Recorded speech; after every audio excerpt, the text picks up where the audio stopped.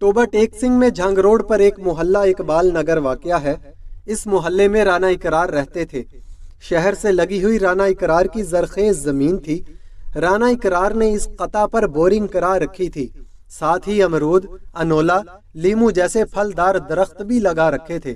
बाकी की जो खाली जमीन थी, इस पर वो मौसमी सब्जियों की पैदावार करते थे। राना इकरार के कुंबे में बेगम इकरार के अलावा दुआ, फौजिया और सारा नामी 3 लड़कियां और इकलौता बेटा साहिर था। भाई बहनों में फौजिया सबसे छोटी थी। तीनों बेटियों को ध्यान में रखते हुए उन्होंने बचत करना शुरू कर दी थी।